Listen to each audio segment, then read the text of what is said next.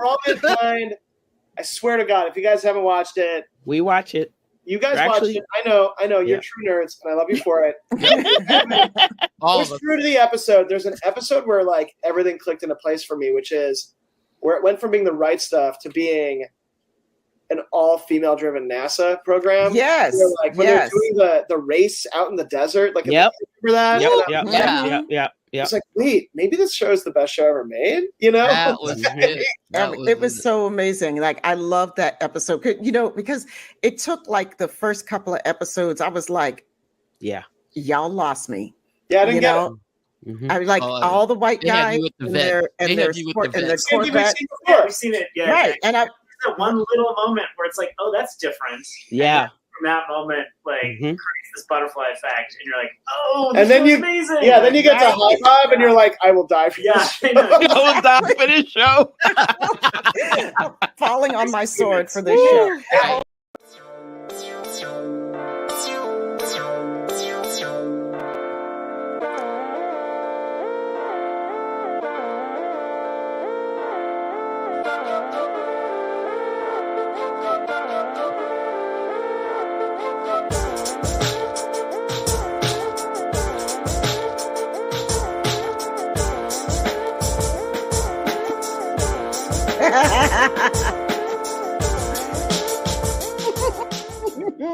You can't help but dance to our intro. Hey, everybody. Gotta dance to dose. Welcome. The Sci-Fi Sistas live review of For All Mankind, Season 4, Episode 1. Woohoo! Woohoo! Woohoo! So, I'm Tamia Harper. I'm joined today by my sisters, Yvette Blackman-Tom. Hi, Bob. And Sabrina Wood. Whoop, whoop. And our podcast papa's here with us today. Yay! Yay! None other than our buddy Bill Smith of the Trek Geeks Network. Yay! Yay! Hi, Bob. Hey, Bob. And also the Trek Geeks podcast, which is the beginning of so many wonderful things for us. I've heard of it. It's okay. Just a couple nice guys. Yeah, no, one of those guys is a real jerk. The guy who's not bald. The bald guy's okay. That other guy's a real jerk. Oh my goodness. We love you both. Hi, Dan. We miss you. Hey, Dan. Hey, Ted. No, we don't. I mean, hi, buddy. It's so good to have you here, Bill. I mean, it's really exciting because we haven't been together on a show in a hot minute. And y'all, if you don't know, Bill is the one who's responsible for the Sci-Fi Sistas love of For All Mankind, because we were not watching the show. No. I mean, no, we were not. Yeah, you guy. Yep. Like, and then here's Bill on Facebook. Oh my God, For All Mankind is so good. Oh my God, For All Mankind. Oh my God. Oh my God. There's That's a lot him, like that. this. That's him typing. Yeah. Finally, I was like, okay, fine, we'll watch it.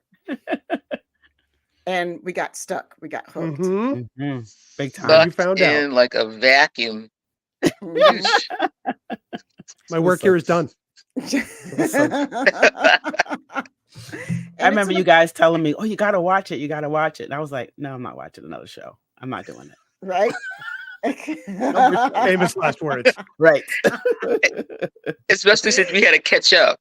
We had to catch up a Right. season because we came in second season. So we had to like binge watch to even get ready. So it was like, oh no. Okay. And like we were talking about in that clip It was that okay. you guys saw from the Mike McMahon interview, you know, like they lost me the first 2 episodes. I was like, oh my God, really? Like, you know, I was just like, do we really have to go back to this time? And it's just a bunch of white guys like, dude, woo! Yeah, I I'm didn't a wanna see fly that. guy in my Corvette screaming around everywhere. You know, it's like, oh my God, I'm so bored. You know, I was like the Vets. you were okay. I Good. was It into wasn't it. just me. Yeah. Well, Sabrina loved it, right? Yeah. Yeah. Yeah, not me. But then I think once, like he said, it's a slow burn, but it does happen pretty quickly. But you have to get through that first episode. Mm-hmm. If you can get through that first episode and then make it to the end of the second episode, they're like, oh shit. Yeah. There's a lot of establishment in that first episode in particular. And once you get to the end of 2, you're like, it's on.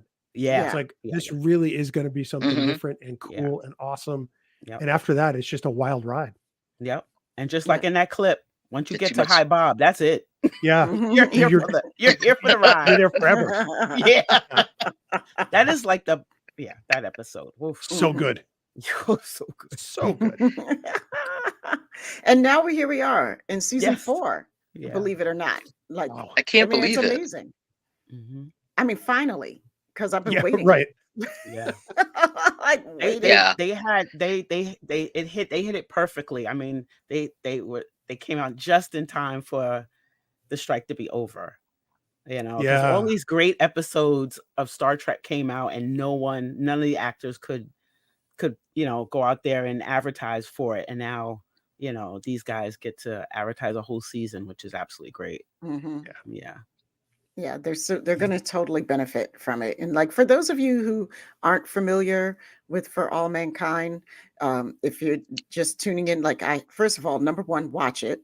Mm-hmm. And number 2, it's the premise of the show is that what if the space race had developed differently? Like, what if the Americans were not the first people on the moon? Mm-hmm. Right? Is that a good way of summing it up? Yeah.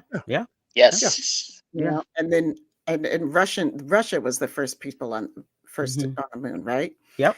And then and all the different developments, it's an alternative history from that point on. And it's fascinating and it's brilliant and it's so well written. And I mean, everything about the production of this show is the bomb.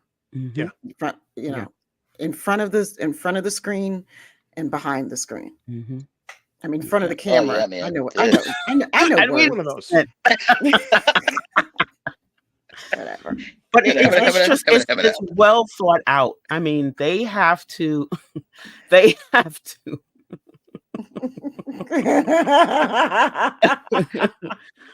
Except for Danny. F that guy. I love that. I love that, right? DJ Kitty Cat. Yeah, F that guy for real. But I just love the way they really thought this out. I mean, the alternative history, I mean, everything, and the way it's planned out makes so much sense that Al Gore is now the president. Right.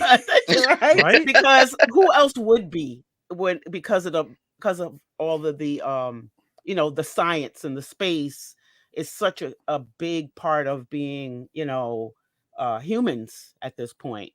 That, of course he would be president. I thought it was perfect. I didn't even think about that until we got to this point. I was like, of course he is. Mm-hmm. Of course he's president now, I think one of the things that For All Mankind does really well is catch you up in between seasons. Yes, like, I love that. It's been a year and a half since season 3, practically. And they go through that kind of alternative history. Sorry, Bill. Sorry, I'm trying to be. I'm so sorry, but I'm sorry, but that poor baby still is down in that well. I was like, damn, they didn't give her no slack. But they do a real good job of advancing through the years to catch up to where they're supposed to be. Right. And it's really cool. Yeah, it is. It is super cool. Okay, so because it's so cool, let's get into it. Like, our overall impressions of episode 1 of season 4. And what was your favorite part of it? I'm going to start with Bill. We're going to do guest first. Yeah, buddy, you're on. Hush, little baby. Oh, goodness. If you haven't experienced the Sci-Fi Sister chat, I've shown up on the right night. Yes, I'm going to say that Glasnost was a really solid start to the season. I was worried that maybe I'd spend a little too much time away because I didn't rewatch season 3 before I kicked into 4 like I normally do with the show. But I felt like I was still in it. I felt like maybe even more than 8 years went by based on how Ed was sort of looking a little haggard. Right? But he did look a little old. If you had Ed's life, you would look a little haggard too. Yeah. Well, that's the thing. I mean, this guy sees nothing but loss and great achievement. There's no middle of the road with this guy. No. My favorite part probably has to be the developments with Margot, who's exiled in Russia. Yeah. Some of that I was expecting, some of that I was not. But I, without going too into it right now, I think that for me was probably my happiest part of the episode. Yeah, I love that. I'm with you. Margot's my jam, man. She's I mean, she's pretty much one of my favorite characters on the show. Period. And the actress who plays her, I forget her name. I'm sorry. She's just so. Wynn Schmidt, I think. Ren Schmidt. Yeah. She's just so phenomenal. She's so phenomenal. I mean, like what she does with her eyes. I mean, she tells whole entire stories just with her eyes alone. She speaks all the lines of dialogue that other people have. Yes. And with her eyes. I mean, she's just phenomenal. She's pretty much one of my top favorites on that cast. Yeah. Yeah. And Margot's character brings all the tension. She brings so much silent, dynamic tension. Everybody else's bombastic tension from the beginning too. From the beginning, all internal. She's like internal combustion. From the first time she was sitting in that room, trying to figure out whether she was gonna say something. She's always been that. She's always been that person. I don't know, that character who just kind of moves it along, who gives I don't even know how to say it. She's the waiting to see what Margot's doing. What's Margot gonna do? Because Margot's character kind of pushes everything along. We think it's the astronauts, but she has a really big part of it. Yeah. Well, what's your favorite moment? What was your favorite moment of the from this episode? Is I think my favorite. Well, I have a few favorite moments, but my favorite moment was seeing that Danny was still on the show. Because with this show, you never know who's going to be alive or not. I did love Danny, but I think the most important thing was I love that the history that happened while we weren't watching. I love that there was 2 terms of I can't remember her name now. Wilson, right? I love that. I love that she came out. I love that she got 2 terms no matter what. I just love that, and that Al Gore was president. I mean, right? I don't know how happy I am. It was so deeply satisfying, wasn't it? Right. It was so satisfying that he was tipper. president. Right. That's the I don't think that was mentioned at all. No. Not at all. So yeah. She was there in the clip though. Yep. Right. She sure did. Right. Yeah, she did. Yeah. Yep. She got Pam. Happy ending. Yes. I love that. She was on the dais at the inauguration. She was right there. I just love that. I think that was probably one of my biggest part, because I love that all those years, so much happened to push us forward to this part, and I loved it. Yeah. Sabrina, what about you? Well, my favorite thing was that opening sequence. I sat there and I watched it like 3 times because I just wanted to see. I wanted to be one of those writers sitting there like, okay, what can we say happened in the last 8 years? Oh, how about this? And the funniest part of it for me was when they showed the movie, The Race to Mars, and it was starring Clint Eastwood as Ed Baldwin and Jada Pinkett as Danny. And I lost it. I was done. I was so done. I was like, oh no. I think James and I both did a double take. Like, you guys are not right. You are not right over there. And I'm like, okay, so when did they write this? Was it before the slap or after the slap? I couldn't figure it out. I just said, let it go.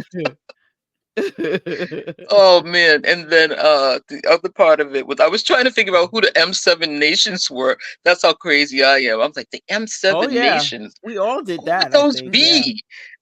Well, they named them, and like in the little vignettes, they named them. No, they just had the pictures of them all standing there, and I was trying to figure out. Anyway, you know what? That's just so Sabrina. You know those vignettes for each year that they have on Apple TV. Oh, yeah, they mentioned them. I can't remember who they were, but I know that Canada was not in. No, Canada. I was like, Canada wouldn't be one. They don't have a big space program. Maybe we'll hear. But that's how crazy I am. And the other thing that cracked me up in this whole thing was when Margot put the hot water bottles in her coat because she was. I was like, oh, she's a Texas girl. She's a Southern girl. She cannot handle the Russian winters. Bill, if we ever put hot water bottles in our coats in the coldest days of New England, come on. Not even during the blizzard of 78. No. Not even. I was like, Margot, come on. You've been there 8 years. Well, it's not like they have North Face and Goose Downs, right? Not that then. So you know, Russia's got some stuff. Got a wool coat. That's what she had. No, man, they're gonna pull out some fur. Anyway, so that was my favorite part, the intro. Mm-hmm. I love that. My favorite part was like the first accident part, like because when we have the first accident of the season, the first space accident, not because it was gory or anything like that, but I thought it was really emotional, but because I think that they do like space porn better than anybody else. Like it's not even about the ships, it's about space. It's about space, and it's just so gorgeous to look at and experience, and their sound editing, because there's like they cut into those completely silent moments when you're out, in space. I mean, I just love every time that they're out there, and they do these, they make it look so, it's so real and so believable. And I mean, I just love everything about it when they're out in space working on these ships. Yeah, I mean, it is a real entity. Yeah. Oh, European Space Agency, you guys are talking about. Yeah. Okay, they're figuring it out. Yeah. Okay. Thank you, people. Y'all left me for a second. It kept me up. Really. I came up with 5. I couldn't come up with the last 2. Anyway. Okay, so was there anything that was a least favorite moment? I mean, like any complaints? Well, where do I start? No. I think that, what was his name? Gregory, the friend of Ed's who died on the asteroid. I think they killed him a little too early. I would, if they were gonna do it, I don't think they had to do it at all, quite frankly. Like Ed needs more loss, but I would have liked to have seen more of that relationship. Maybe a reunion with Danielle when she gets back to Mars. Yeah. But I'm kind of over killing a character in a really dramatic fashion just to put somebody through torment. There are times when it's necessary, in the script, and it really propels things along. I don't know that it really propelled anything along in the plot in this case, other than they didn't get the asteroid. Did I hate it? No, it was done exceedingly well, like you said, Tamia. It's a beautiful scene. It's really impactful. The visuals are stunning. The silence is really kind of deafening. But I don't know that I would have done it there, if at all. That's my thing. You knew it was coming, though. Yeah, it had to. As soon as he stepped out on the, as soon as they went out there, the minute he went back out, it was over. Yeah. James said, "Oh, where's his red shirt?" Right. Yep, totally. But I also think the reason why they did it is not just, well, of course, more loss for Ed, but also how does Danny doesn't come back unless he dies. Because that was her pull. Unless it's that big of a mess up. Yeah. Right. Because if it was just that crewman who literally was not even a footnote in the news, like it was like Gregory died and another guy. And that's literally what they said in the news. And a dude who was in it for the money. Name him. Yeah. The life of a ginger. Dang. No, I get that. I mean, space is dangerous, but I think that we get plenty of reminders of that in this show. I get where you're coming from, though, Dave. Anybody else with the? I can understand why the whole trust came down like wet spaghetti. I mean, I can understand you lost the tension and, okay, the thing snapped around. I thought we were going to have like a Jaws moment, when the tension thing was going to going to trap Grigori. That's what I thought it was going to happen. But he gets his foot caught. But then I didn't understand why the whole thing just came apart. I know it was wobbling, but I was like, well, who built this thing? Is this a... That's what I said. That's what I said. Who built this? I was cussing in Belter. Let me tell you, I was like, Sasake. You guys don't know how to make it. What the hell? You put the net around the asteroid, you pull it in. What's the problem? Marco did build it. That's the problem. Who made that thing that you didn't know? How did that happen? How? Because it looked like there was nothing to hold it in. I'm like, so is it a rock? Is it not a rock? I mean, you don't. How do you just go ahead and do it and don't test? You didn't test it, right? Yeah, did you would you put it in the sand? It's an asteroid. Did somebody? I'm wondering if that's going to be like part. Well, I don't know. Never mind. Yeah, I'm with that's you. That's going to be. Right. Yeah. No, no. Don't worry about it. It was a thought that went literally nowhere. I had to just stop it before it came out. Stop yourself. Look, y'all. It's been a day. All right. This is the loop that you get at this time. Yeah. Okay. So not that many head scratches. So that's pretty good though, for one episode. There's only we can only pick out like one or two things, I mean, I was wondering about that damn cable that like it looked just like a tent stake. It's like it didn't have any barbs on it or anything to hold it. It was just like, blip, I'm coming out in the dust. Yeah. And I'm like, I don't understand how. And you're going to drag this thing into an orbit. Like, I don't think so. Couldn't use a tractor beam? Right. Hey, something. Something. They named it Dronos. That's kind of what I was thinking about too, Dave. I mean, that's kind of where my brain was going. And I was wondering about the privatization of space work, because that's what it was. I mean, I've been wondering if they were showing that as, remember when NASA was doing it, and now we got these private companies doing it, and shoddy stuff. Well, if you're not first, something's going to come. Right? You're right. Right. Exactly. Yep. Yeah. Puck tents. Exactly. Yeah. Okay, guys. Well, here's my question. What was your biggest surprise of this episode?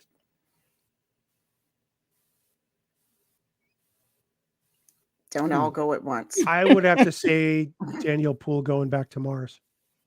Really? Yeah, and I say that because she looked like she was happy, enjoying life at home, having family around, getting to experience things that go on Earth. Yeah. Her husband, I'm sure, was happy to have her home. That guy has got to be a saint. I tell you what. Yeah, no joke. Tell me about it. Because she just I'm going to Mars, honey. I wasn't going to go, but I'm going now. He's going to be like, well, it wasn't like she wasn't an astronaut when he met her. True. Yeah. True. You think at one point, but she was kind of retired, though. Yeah. But not when they were together. Retired, but I mean, she wasn't going back. She wasn't going up anymore. She was more land bound. Okay. So that was really my biggest surprise. I didn't think she'd go back to Mars. I thought she might take a more hands-on role at the Space Center. Maybe kind of butt heads more with the director guy. But I'm glad she's going back. Don't get me wrong. So right. Yeah. Anybody else? My biggest surprise is that Alita's husband was still with her. Yeah. I thought that dude would have been gone. Yeah. Yeah. And he was doing he was still putting up with her mess. Like, your phone is ringing. She's just like going through one of her things. I'm like, Alita gets on my nerves a little bit. It's like, you need to check in to medical. right I now. feel like, yeah, well, she does. I She mean, like does, yeah. her constant, like, I got this, you know. Yeah. I don't Yeah. need anybody. I don't need help. I can't admit that I'm weak. Not I mean, even I him. think, Not even her husband. right. Right.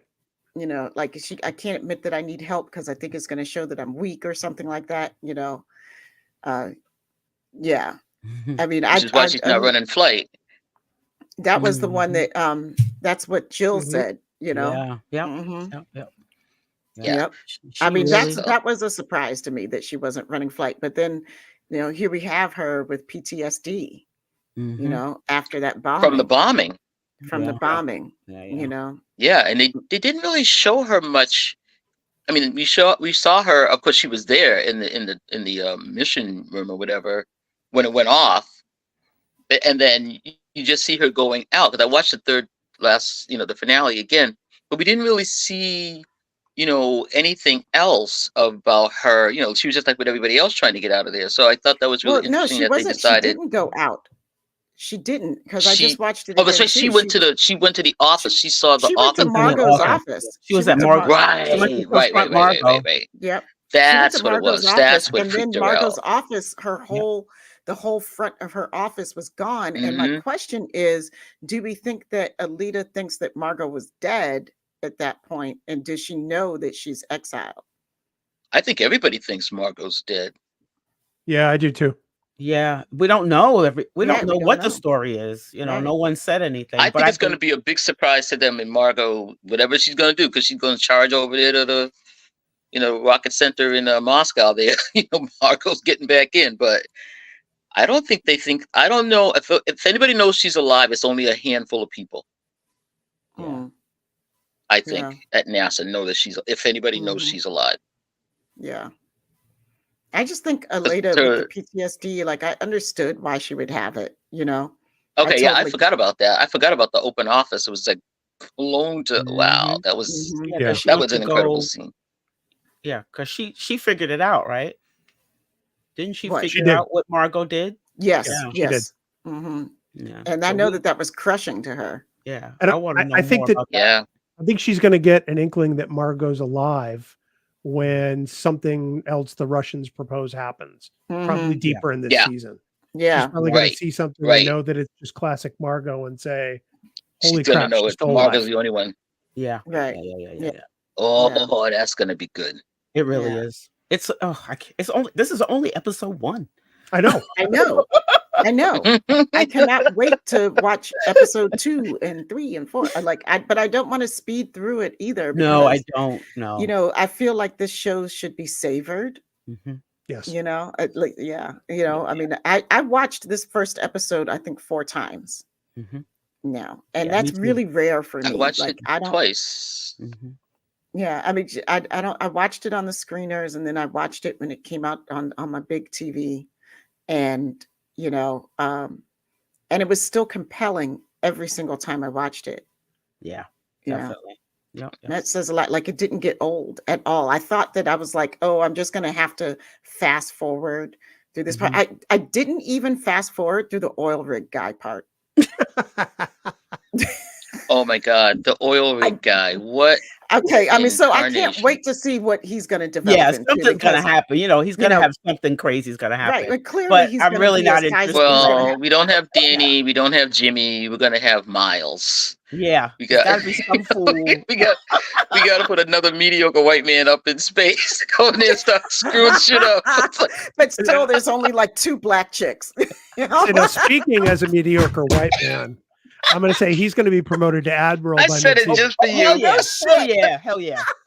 Oh, hell yeah. You go hang with the sisters. You got to hang with the sisters. That's it. Right?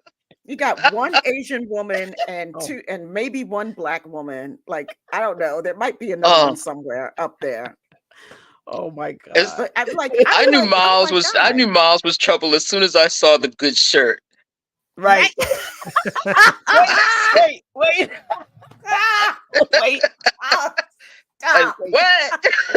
That's what you're looking for? I was expecting one of those Garth Brooks shirts.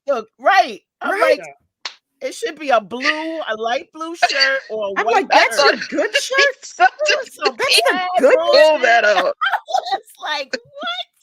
You came back to the house? And it was in a box. In a box. And she ironed it. I was like, you are not that broke, because Walmart has some good shirts that you can just buy. Go to Walmart and bought another one. I could go down to the Goodwill down the street from my house. That was my favorite scene. $2. But if he hadn't gone back to get his good shirt, he wouldn't have been able to get it going on with the strange. This is true. Presumably. Right. This is true. Remember, this does not mean they're getting back together. No, it means he's getting his shirt nuts. Well, not just it, but take your shirt and go. Your shirt, get your stepping. Oh my God! Miles was just because he was just like, and then when he was lying to the guy said, "What dorm did you live in?" And he said, "What dorm wasn't I in?" Right. What kind of answer is that in a job interview? Thank you. What? Oh, that was a wink, wink, nod, nod. I was like, "Oh my God, they're not doing this."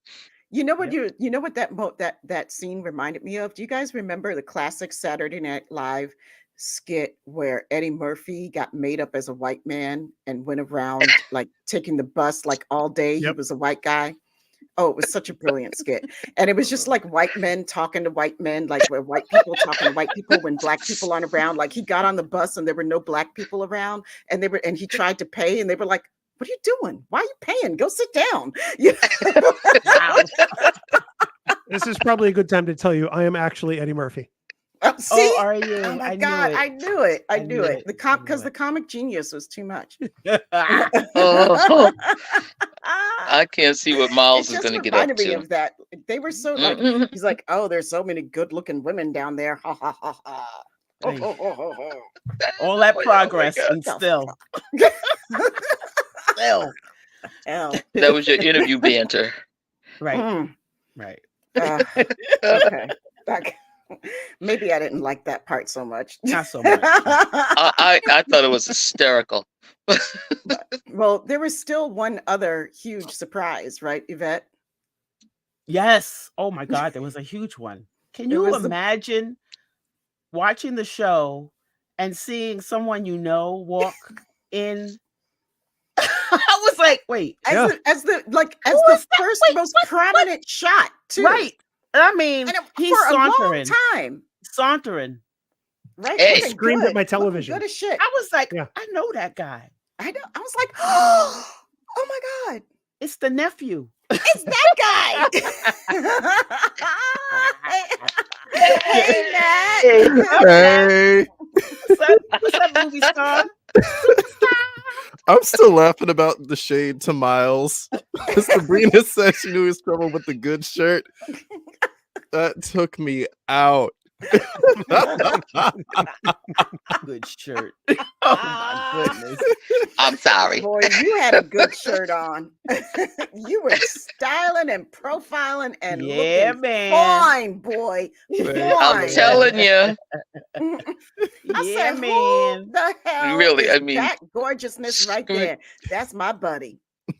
That's it. That's it. I've named Matthew the nephew because he's made comments several times about where were the aunties.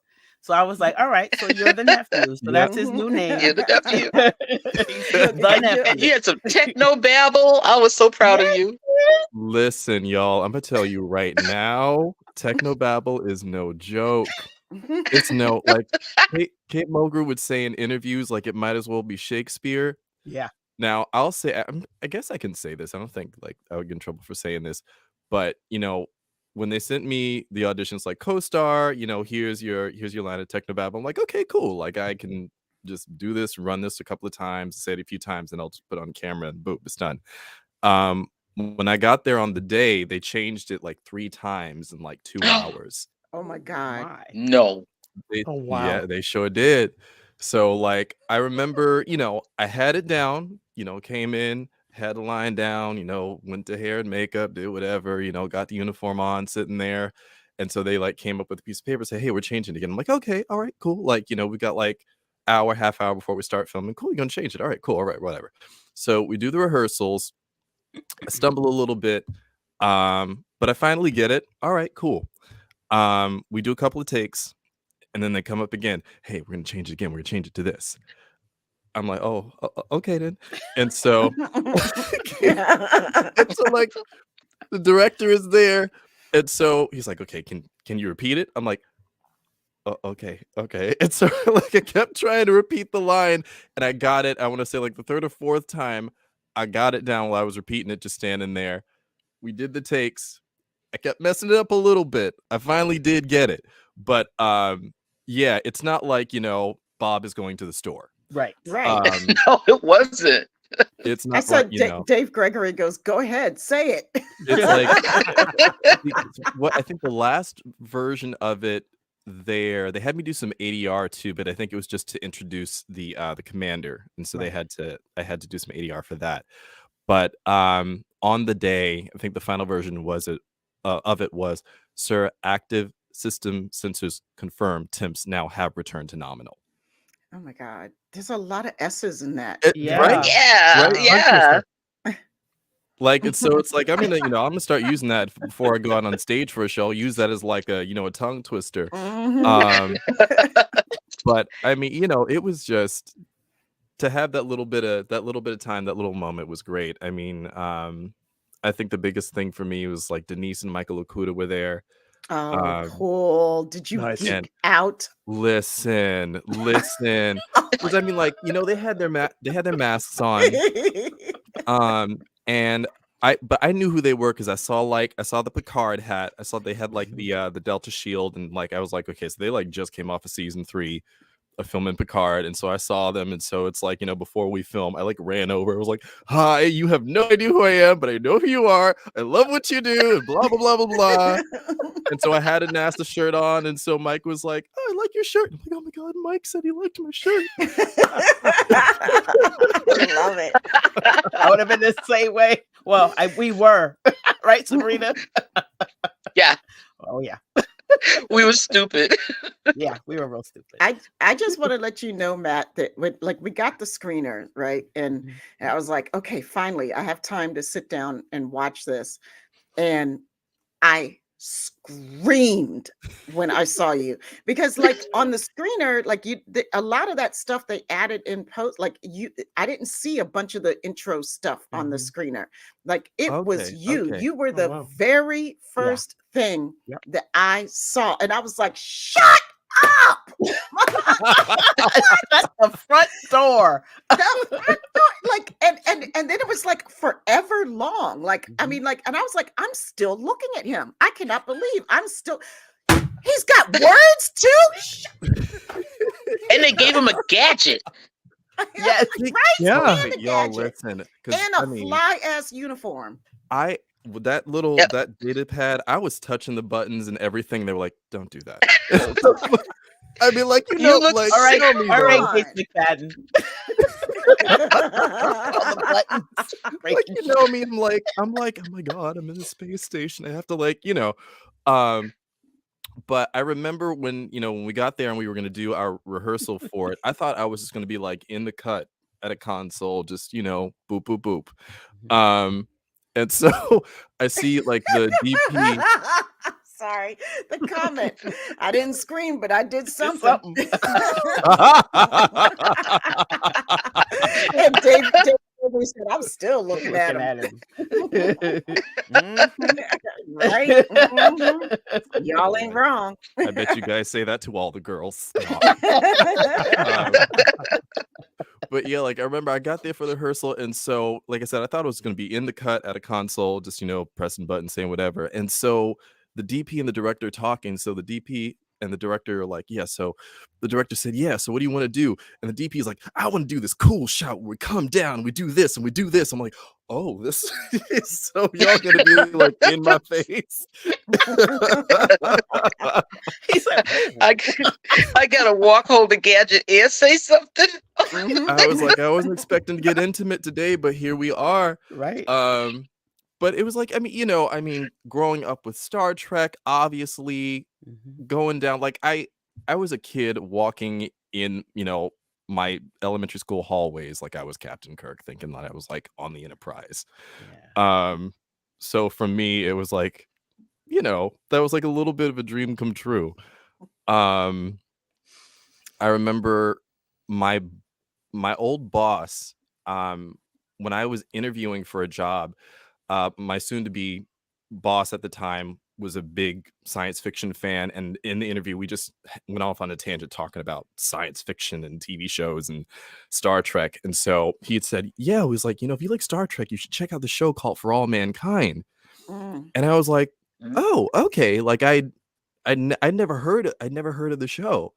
And so I was like, all right, like cool, I'll check it out. For All Mankind, all right. And so this was like in April. I ended up getting the audition in August.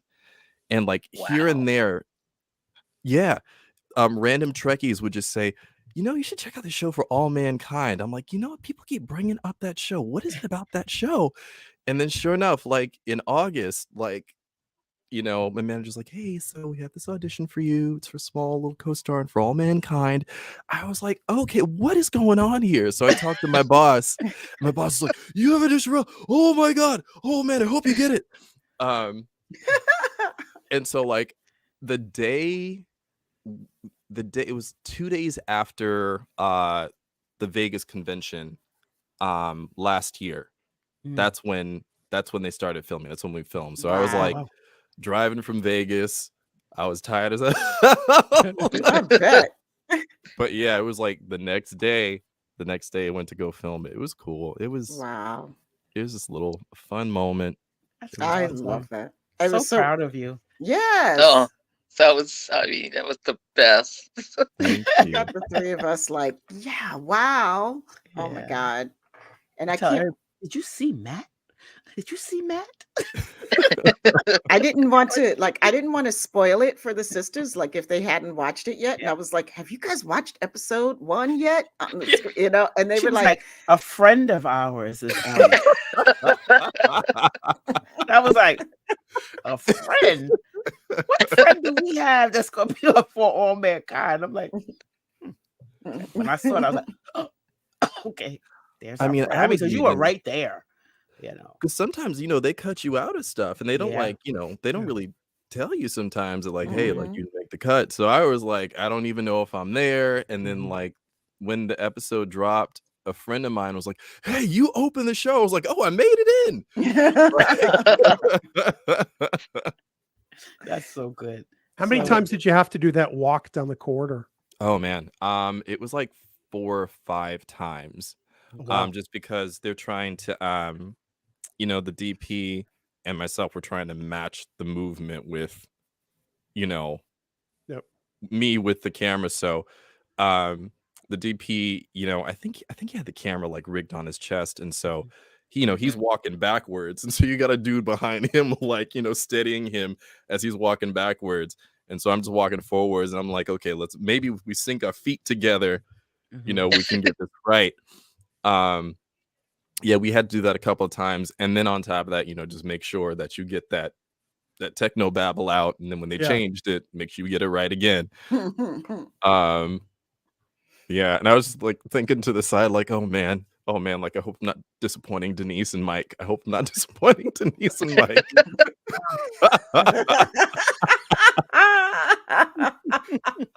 Like the real deal is, does Denise and Mike think it's okay? That's all right. I kid you not. That's what was on my mind. I was just thinking about this. Thinking about them. Word. You didn't see, I get that. Ronald D. Moore wasn't around or anything, right? I don't think so. No, I don't think he was there that day. I knew that he, was one of the showrunners, but I don't think he was there that day. Not that I recall. No. Yeah. Now that I would have freaked out about. Oh my God. Oh my God. All I of wouldn't us have been able to do anything. No. Like, you know what? I'm just gonna sit here if that's okay. Bill said he was putting his panties on that stage. You don't have to pay me. I'm good. I'm just gonna sit right here. Oh my goodness. Right. That would have been me. I can't. Oh my God. I was so excited. I mean, that was my biggest surprise. Like we were asking before, what was the biggest surprise of this episode for me? That was it, by far. And the best surprise of this episode. Oh, yeah. I was gonna love this episode. As soon as I saw you on there, I was gonna love it either way. Either way. Now, are you gonna be? Can you tell us if you're gonna be on any more? That was there was. Can I say that? Oh, I mean, Don't get yourself in trouble. No, I mean, because that was my line. That was my that was my moment. Okay. I may be in just in the background in one extra moment of something to come for another episode, but I don't think so. They weren't in my face. That was my moment. But so we'll all be looking like, is that Matt? Oh, I know, right? It was Matt. I think that's Matt. Did you get to keep anything? No, I didn't get to keep anything. I mean, I would have, if I could have taken some gadgets, I would have. Like I said, the moment they gave me that data pad, I was pressing buttons while I was walking down the corridor. But they were like, "No, it doesn't work." It doesn't matter. Like, hello, have you met a Trekkie before? Right. Hair? Like, you want to touch everything. You want to touch. I'm like looking at the buttons. I'm looking at the uniforms. I'm like, oh man, oh. Look, You I look have good a in the shirt. phone that flips open and doesn't scan shit, but do I still walk around and go? Yes, the hell I do.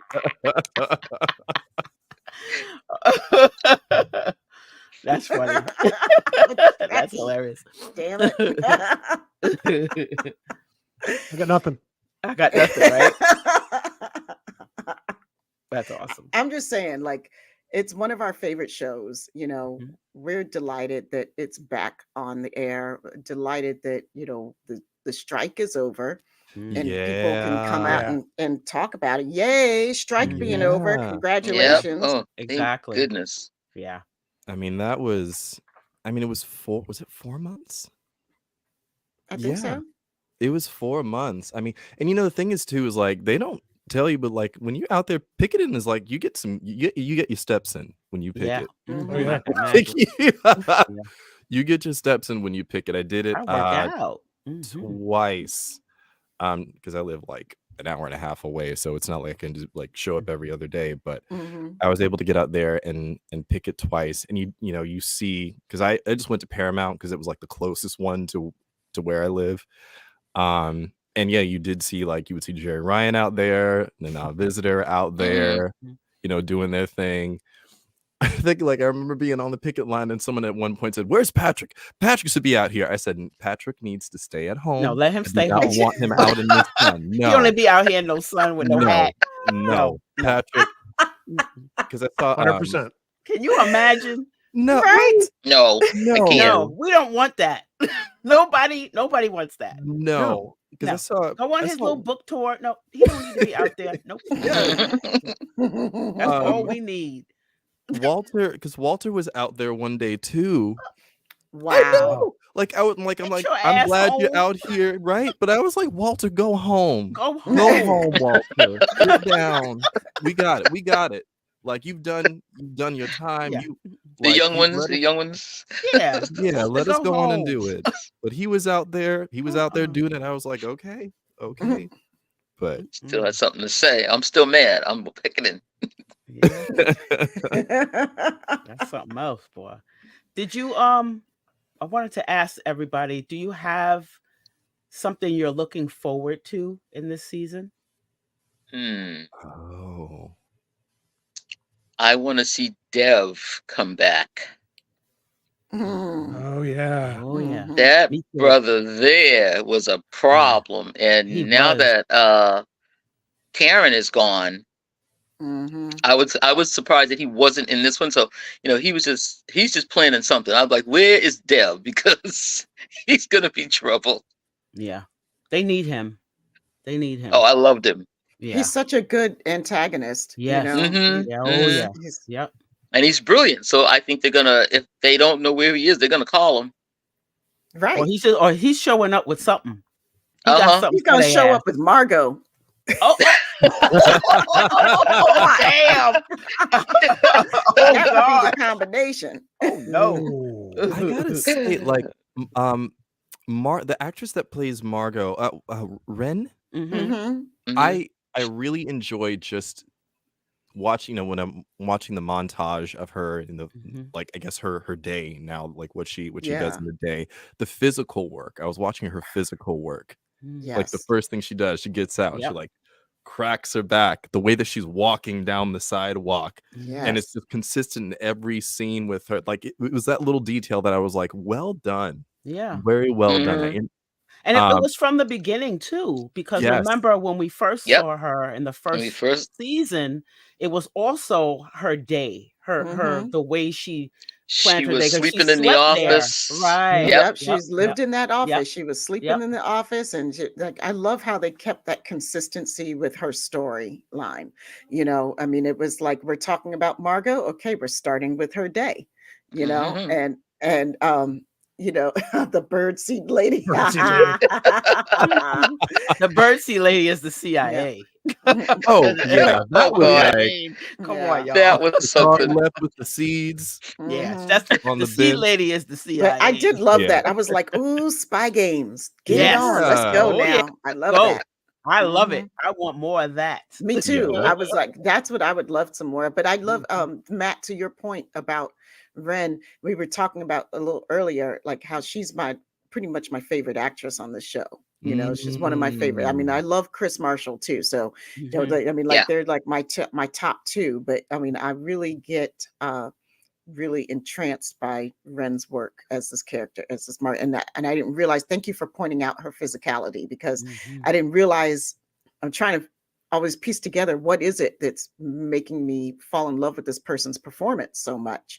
And because I'm not an actor, like, these are not things that I think about when I'm watching it. Like, I don't know the vocabulary for it, right?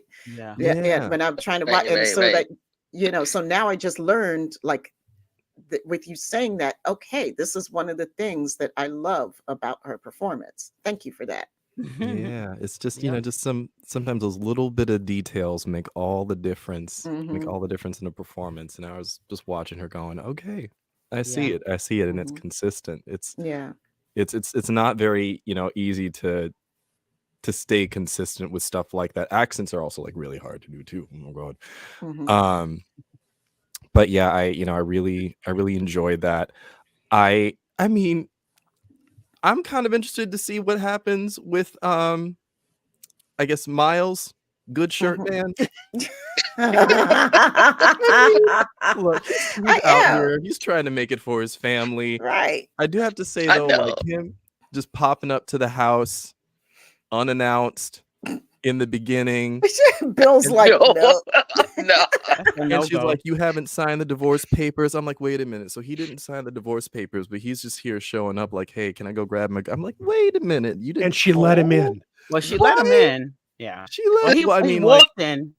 He walked in. Did she let him in? Or, no, the kid let him in, right? Or something? Well, either way, he got in the house. He got in, and he was allowed to stay. And then she ironed that ratchet ass shirt. And did he ever stay? Wink, wink, nudge, nudge.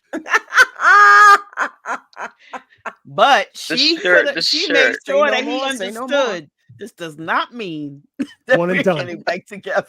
Right? This is it. Right? So she says.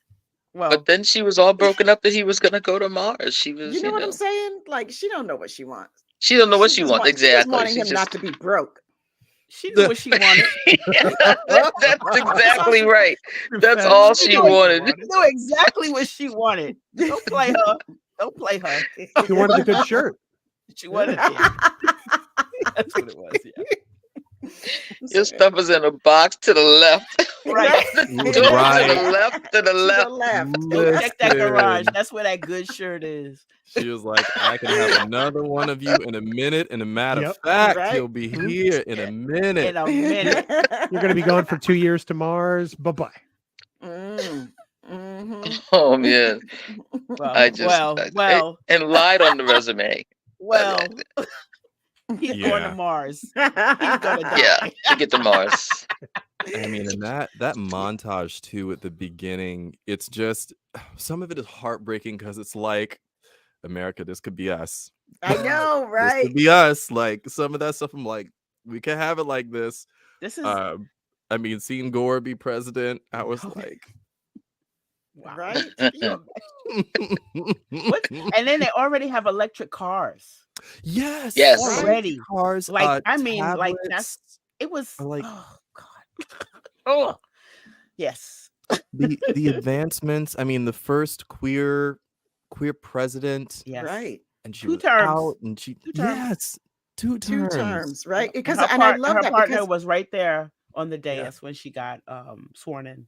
That was because I awesome. remember like at that last episode of the last season, like the guy wasn't her VP was in the office and he was just like, "You're gonna take our party down and I'm gonna fight you," and da da da da da. And you know, and she was like, "Bring it on, buddy." And then that's all you hear about it. And then, you know, Yeah. Now I come from behind with Bush. I said, "Oh my God." But isn't it great? So Bush was still the good vice president. Yeah. With Bush, you won if he was vice president. If he was vice president, I mean, it was like, I mean, you had the two, because that's never happened, right? We've never had a VP and president be from 2 different parties, have we? Have we had like no? She was Republican. She was Republican. Right. Yeah, and so Bush is Republican. Yeah. They were both Republicans. Yeah. Oh, I'm thinking of with Al Gore. It was an alternate Republican universe. Okay. No, but then they flipped with Al Gore. Right. And Al Gore became the Democratic president instead I think I've seen the alternate Republican universe. It's called The Man in the High Castle. Oh, yeah. Did I do that? That show there. Yet I digress. Yeah, that show makes me queasy. Yeah. Yeah. Ed's deal. Ed. What is Ed's deal? I mean, well, the man's got left on the moon and he got left on Mars. This guy's been left on both. He didn't get left. He's as that. He got stranded on the moon and he got stranded on Mars. You mean back when? He's not stranded on Mars.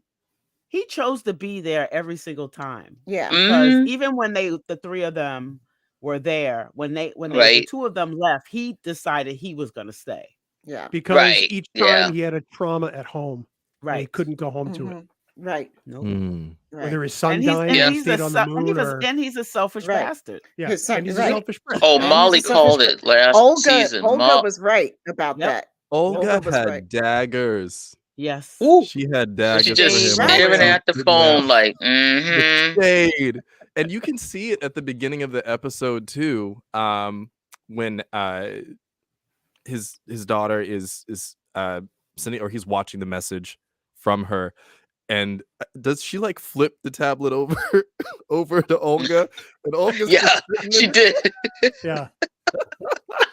That's right. She's like, "You better come home so I can send Olga back to Russia. You better come home." Right. Oh man, that took me out. I was like, she has daggers for him. She's not having it. She's not. Like, I love it. Well, guys, I really want to say thank you so much for both of you guys for joining us, to talk about Bill. Give people the socials and the deets for Trek Geeks and all the good stuff for you guys. Yeah, we're just about on every platform you can imagine, including Blue Sky. We're at Trek Geeks, just about everywhere. We've got, I don't know, I've lost count, maybe 75 shows. How many sister and brother podcasts do we have? Like a gazillion, I think. I lost count when we got to like the 40th one. But no, we've got at least a dozen shows, all just, from passionate Star Trek fans who want to celebrate, this franchise and Gene's vision. So trekgeeks.com, just about everywhere. And obviously Sci-Fi Sisters, a crowning jewel in that network. Much love. Oh, we love you. That's our podcast papa right there. That's it. That's me. That's it. All right. Matt, so go ahead. Oh, I was going to ask Matt if there's more 1701 Blurred coming up, or can we anticipate anything else, like any more cameos from you? I get to scream through. There's more 1701 coming up. My DP is doing the color correction right now. He actually works in Hollywood, so he's doing the color correction for free. So oh, nice. it's like, hey, you get it back to me when you can because you're doing it for free. But it's so that's happening. And I mean, before the year is out, I know that much. Episode 3 of 1701 will be done. And watch it. There's some important stuff there. It is. We love 1701. It's so good. 1701, a blurred story, that is, y'all. As I can say the full title, so y'all can go and find it because it's available. You can find it. You can find Matt on Instagram. And I found 1701, a blurred story on YouTube. And so it's around, baby. Yeah, it's on. You can find the link on my Instagram at 1701BLERD. Yeah. Love it. Yay. Love it. All right, we're going to say goodbye to Bill and Matt because we're going to talk to you about something that's really important to us. So thanks, guys, for coming. Thank you. We love Bye, you guys. guys. Congratulations, Matt. Thank you. Yes. Bye, Papa. So before we leave, I wanted to, I guess we could talk about something that's near and dear to our hearts. The Urban Nerd Con. That's coming up. I believe I have the dates wrong. I think it's the 24th to the 27th. I might have that wrong. I'm not sure. But the Urban Nerd Con is coming up in April of next year in Atlanta, Georgia. Right now, they're doing early bird tickets, $50 for the whole weekend. It's the 26th through the 28th. 26th to 28th. I'll fix that. So I just wanted to just get that out so people know what's going on. We're gonna be there. They're actually putting the list out now of all of the stars that'll be there, all the talent. So keep watching social media for that. The biggest thing we want to bring to you right now is the young nerd badges. Yes. Definitely want to make sure that you guys see that. So the young nerd badges are $25. There's a link in the description of this show. You can go and you can donate young nerd badges to young kids. They're trying to get enough badges to give out to kids in all the counties and make sure that they have the badge, and then with the badge comes $10 of con bucks, so they can actually go to the con and spend money. So the creators of the con want kids in all the counties in Atlanta to be able to come to the show and enjoy. And if they have good grades, I guess if they're doing extracurricular work, yeah, you got it right. So they'll be rewarded with coming to the con. So if you guys could just, click that button, $25. You could send a whole class. You could send one kid, whatever you think you could do. We appreciate it.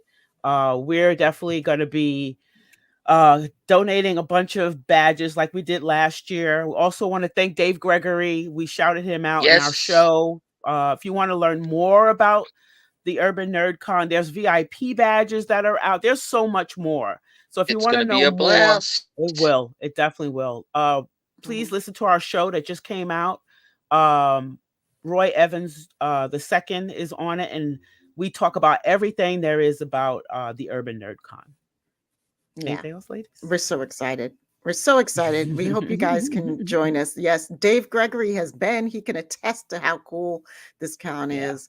And, we're really excited to help push it out there because we really believe in the mission of this convention. I mean, it's for us, by us, and also doing a lot of good in the community. So, it's not just here just to, be self-congratulatory, pat ourselves on the backs for being fans and stuff. It's here to do good work as well. So, well, it's also a place where creatives can go and be seen because, a lot of Black creatives don't get invited to a lot of the cons, especially the big cons. So this is a place for them also to be seen. So it helps everybody. So that's why we're kind of really hyped up about it. Yeah. Yeah, we're hyped up about it for many reasons, as you can tell. Many. So check out our show, because Yeah. Roy is a great guest and he explains a lot of what's going on at the con, Yep. And thanks, guys. Anything Yes. else? The only other thing is join us next Wednesday. We have a big show. It's as the little blurb down here says, we're going to get you to spend some money for Black Friday, Cyber Monday, and Giving Tuesday. So check it out. I think by Monday we should have all the information out for you. So keep watching and thank you. Don't forget to smash that like button. Subscribe.